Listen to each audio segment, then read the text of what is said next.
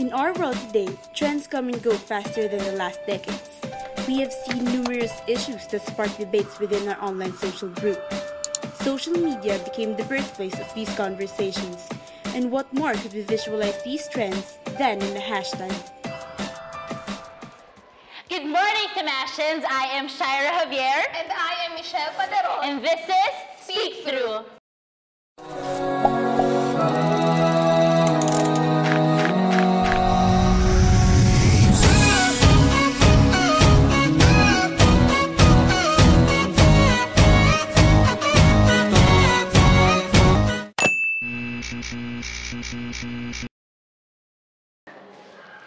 So Michelle, sobrang excited ako ngayon kasi yung pag-uusapan natin is very relatable to everyone, each and every one of us. Feeling ko nag-took part sa discussion na to sa online media. Ikaw ba? Excited ka na, di ba? Oo, excited ako dahil ngayong umaga makakasama natin ang Editor-in-Chief ng Tombatino Web na si Mr. Save Gregorio at isang LGBT advocate na si Ms. Coco Canyamo. Welcome! Good morning po and welcome sa Speak Through. Ano naman po nararamdaman nyo na guest po namin kayo sa pilot episode ng Speak Through? Well, of course, we're thankful and na kami ang in-invite nyo dito.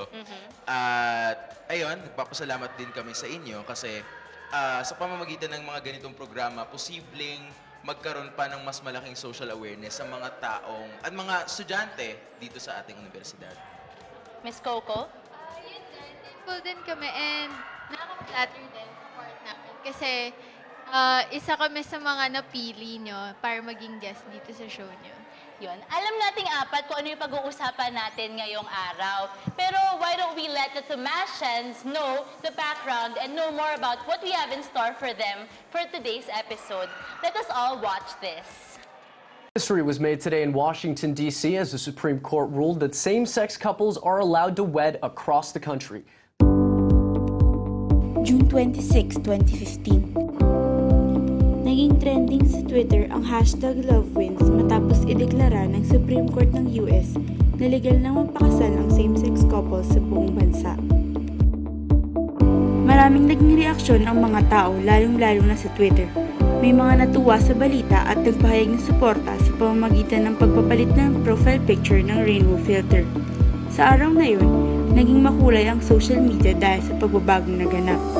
Siyempre, hindi rin may iwasan ng mga opinyon ng mga konserbatibo tungkol sa issue. Ano sa tingin ninyo? Makisama gamit ang hashtag LoveWins.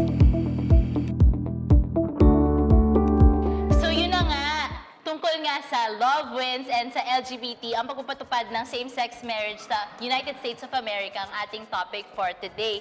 Pero paano nyo nalaman yung issue na to? Paano nyo nalaman yung news na to? And what were your actions regarding this nung unang pumutok to?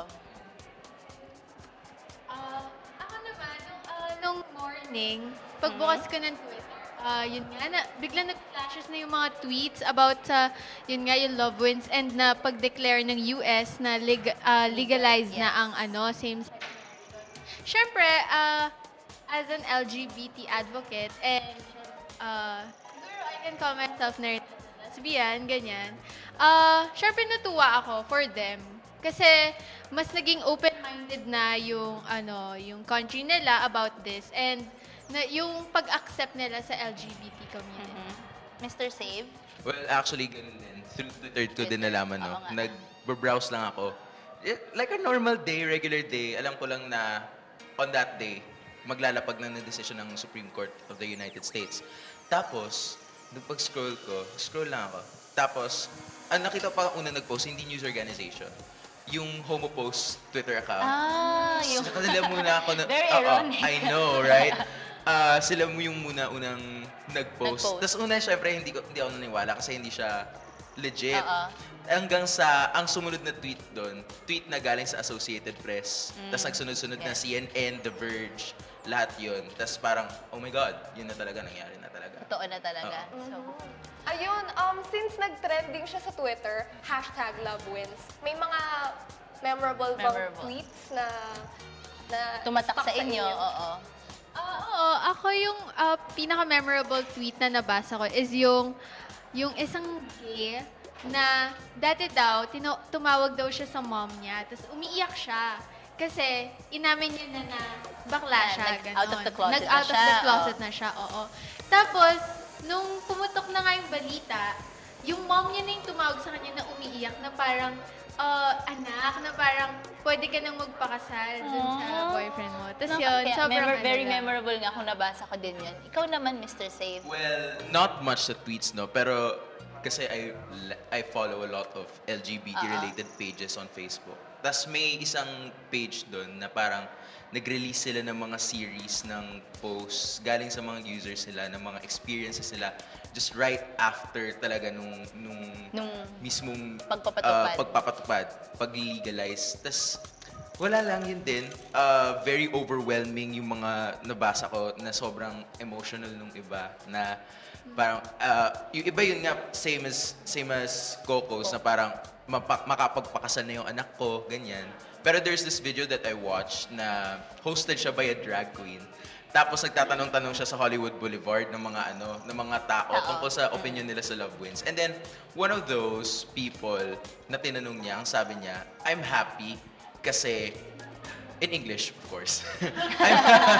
I'm happy because my mother could probably could already get married. Oh, very heartwarming ng mga tweets and mga posts, no? Buti maraming ganun. Pero knowing na maraming heartwarming tweets and knowing that both of you are LGBT advocates, pabor ba kayo sa same-sex marriage? Kasi maraming mga hindi pabor pero part sila ng LGBT or part sila ng member sila ng nag-advocate ng LGBT. Kayo ba? Are you in favor of same-sex marriage? Do you agree? In the Philippine context, no? Personally, I think ang mas kailangan natin ngayon dito sa Pilipinas ay isang batas na nagbabawal sa diskriminasyon sa mga LGBT people. At hindi lang LGBT people, kundi din mga ethnic minorities, mga religious minorities, at mga persons with disabilities. Kasi usually, sila yung mga marginalized na tao. And dahil marginalized sila, kalimitan nahihirapan sila maghanap ng trabaho, nadi-discriminate sila sa workplace. And ang mahirap nga yun kasi walang batas na nagproprotekta sa kanila. And Coco? Ako naman, syempre, may girlfriend ako, ganyan. And syempre, naisip ko rin yung future, ganon. Pero kasi, as of now, sa Philippines, hindi ko siyang makita na pwede siyang mangyari. So, siguro hindi na lang muna. Yeah, ayun din. We need same-sex marriage. Pero, anti-discrimination muna. Yes, Yun talaga. Kasi you can't fix everything with just a certificate on paper. Yes. Agree na agree ako sa mga sinabi nila. Palalim ng palalim na ang ating pinag-uusapan. Why don't we take a breather? We'll come back after a short break.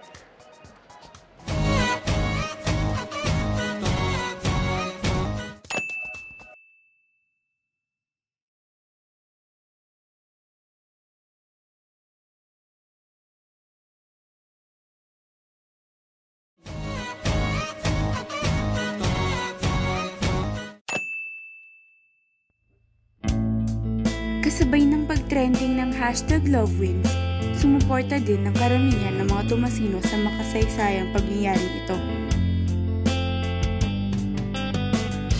Kasama sa mga sumuporta ang bumubuo ng Tomasino Web. Nagpalit ng profile picture ang Tom Web sa mga social media sites nito para sa araw na yun sa pamamagitan ng paglalagay ng rainbow sa karaniwang logo nito. Pinatanggal ito ng Office of Student Affairs ng Universidad pagkatapos ng ilang araw nang magkaroon ito ng maraming batikos sa kadahilan ng galing sila sa isang Catholic institution kung kaya't kailangan nilang sumunod sa patakaran ng universidad sa mga ganitong bagay.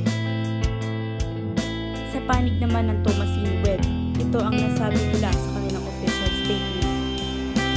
We understand that some people were offended by the profile picture.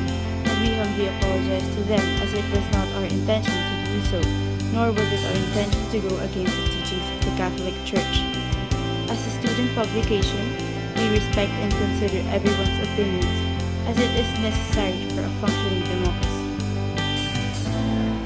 Ilang buwan na ang nakalipas. Ano pa nga ba ang importansya ng issue na to sa ating mga Tomasino? Anong reaksyon niyo sa usapin na to? Speak through #STLoveWins.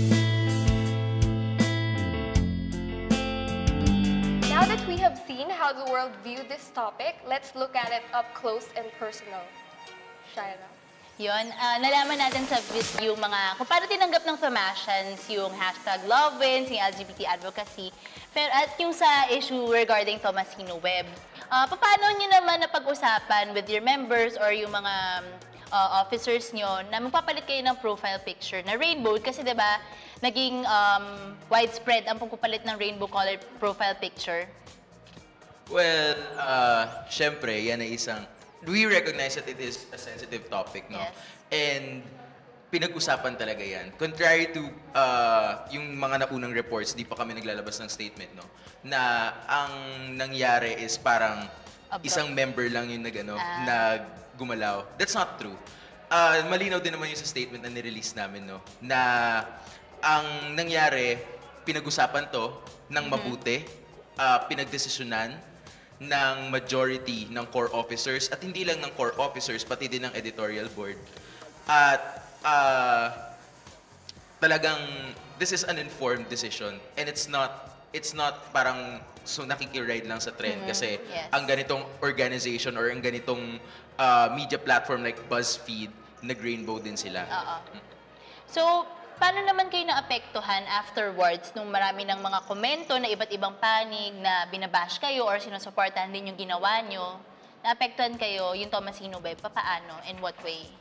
Well, syempre, malaking yung naging epekto niya. Pero I'd want to talk about statistics na lang. During that day lang, our likes spiked up by almost 2,000. And pati follower count namin, like, nag-spike up siya. Tas funny din kapag tinignan mo sa Facebook kasi may graph sa page, di ba? Kita mo yung likes niya, ganon. Sabay yung dislikes din, ganon. So, iba-iba nga. Iba-iba. It's mixed reaction kasi nga, it's a divisive issue. Pero, mas pinagtuunan namin ng pansin, syempre, yung mga suporta. After all, ang top comment nga dun sa post is a positive one. Good thing na positive siya, di ba, Ming? Yes. Para kay Miss Coco, anong nararamdaman niyo kapag nakikita niyong naging malaking issue ang mga ganitong bagay? First of all, syempre, mixed emotions din ako kasi alam natin kung gaano ka-diverse yung ganitong sexuality, ganyan. Pero, so far naman, para sa mga nagsusupport, syempre, I'm happy. Diba? Kasi, natutunan na nila how to accept it. Kasi pag, yung dati, I mean, kalimitan, mga conservative talaga yung mga tao, ganyan. Pero, para na lang sa mga open-minded na tao and sa mga willing mag-support sa LGBT. And, yun nga, yung sabi ni Save na parang anti-discrimination din para masuportan yun. Doon na lang ako natutuwa.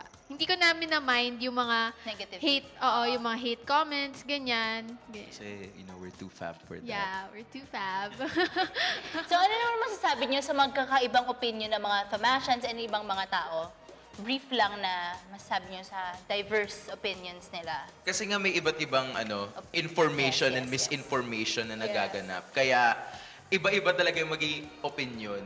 I think, kailangan lang talagang mamulat ang mga tao. Ako naman, kasi, di ba, University of Santo Tomas is a pontifical, ganyan, and a Catholic university. Pero, kaya, syempre, inaano natin yung teachings ng university. Pero kasi, yung mga students, iba't iba naman yung opinions nila about it.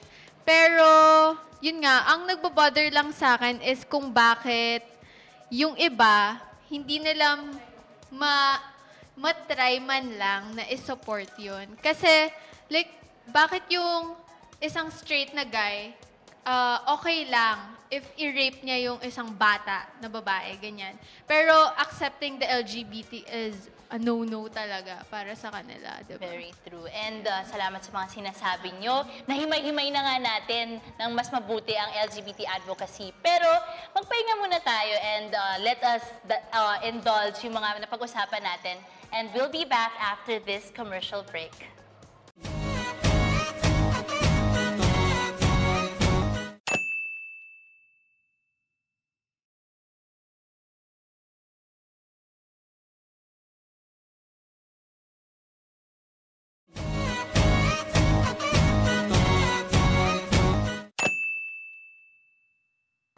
We have heard Mr. Sabe and Ms. Coco react on the issue.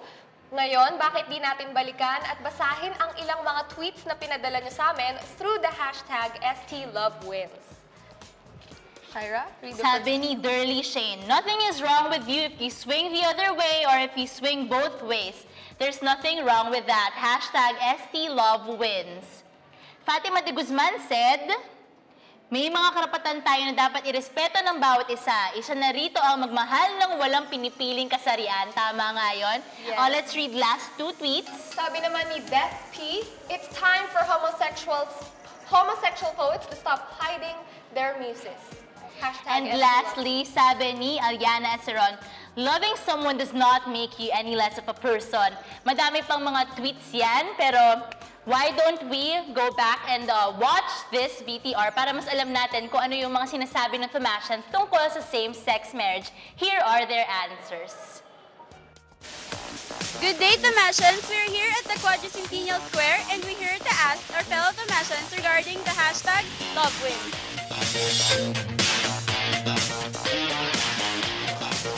Kasi, pwede po magtanong.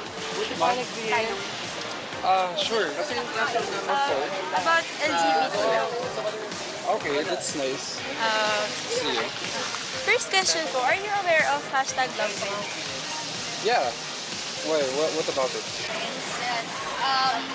I'm not aware.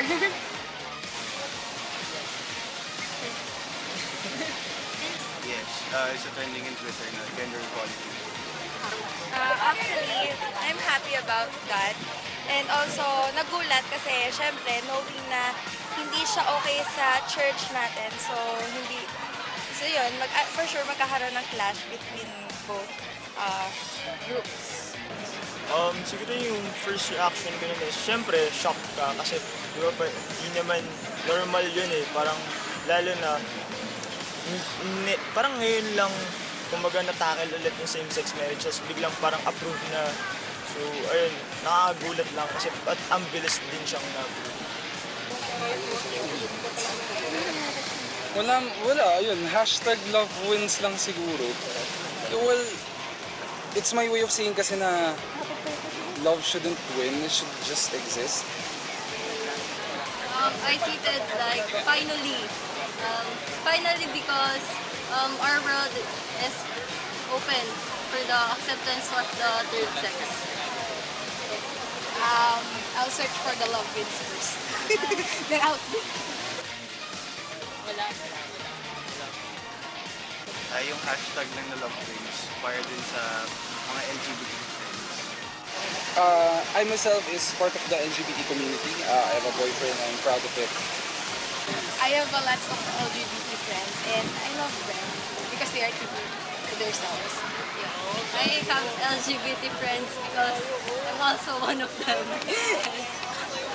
Yes, madami din, pati kapatid. Yes. Yes po. And you're happy and proud of them? Yes. Somehow yes, somehow no. Kasi, yes, kasi syempre wala namang mali sa pagmamahal. And no, kasi sa family namin, so Katoliko Sagrado kami. Pero kahit sinabi sa Bible na bawal yon, but then, wala namang mali sa pagmamahal. As a Catholic ako, hindi. Kasi, di ba, dito sa Philippines kasi parang ang dami-dami nating Katoliko. Tapos, syempre, ayon sa religion natin, hindi pwede yung same-sex marriage. So, ayun, parang ako susunod sa religion kung ano sinasabi. So, hindi ako pabot. Sa social media kasi, kunwari ako nag-post related sa, tapos parang kunwari may inaaway ako. Yung may pinaparinggan. Yung parang gusto sa kasabihan nila na think before you click. Kasi once na ma-post mo yun, syempre, for example, marami kang friends. Paano yun pag... Guys, ang tawag yun? Parang syempre, i-criticize din nila yung person na pinaparinggan. Tapos yung sa hashtag naman, syempre baka rin maging viral yung once na hinashtag mo. So now that we've heard the insights of our fellow Tomasians, turned out that they are open-minded enough about these kinds of issues. This has been Pati Holgado and #LoveWins. Nakita natin na hindi nga takot ang mga Tomasino na ipakita ang kanilang mga opinyon. Katulad nila Mr. Sabin, Ms. Coco na matapang na pumunta sa Speak Through para pag-usapan ang isang very sensitive topic. So, before we say our final words, why don't we fill in the blanks? I am blank, but I am not. I am a devoted girlfriend to my girlfriend, but I am not a standoff. Very good, Miss Coco. How about you, Mr. Save? I am gay, but I am not abnormal. Ang ganda ng mga sinabi nilang Ming, hindi ba? Yes. Kaya, Mr. Save and Miss Coco, any last words to our viewers? sa Tomasian viewers. Siguro, the LGBT community is not asking for you to mingle with them. But what's most important is yung acceptance and yung support na ibibigay niya sa kanila. True. Sana hindi tayo matakot, no, to question the norm or the standard. Na sana we be more open to everything that's happening around us. Maraming salamat, Ms. Coco and Mr. Safe for coming to our episode. Ngayon, narinig na natin ang lahat ng panig ng istorya. Naging trending ang #LoveWins because we believe in equality and that we can love anyone regardless of gender and sexual orientation. Dito rin natin nakita kung paano natin pinahahalagahan at nirerespeto ang pagkakaiba-iba natin sa isa't isa. Lahat ng ito ay napahayag natin sa iisang hashtag. Syempre, we would also love to give our viewers a chance to comment more on the issue at hand. So tweet us using the hashtag #SCLoveWins and follow us on Twitter at @extremenews_prod. Also, like us on Facebook at facebook.com/extremisprod and follow us on Instagram at extremisproductions for you to be updated with our upcoming shows. Well, this has been Shaira Javier, Michelle Paderon, bringing you trends that are worth talking about, sparking conversations with no filter. This is Speak Through.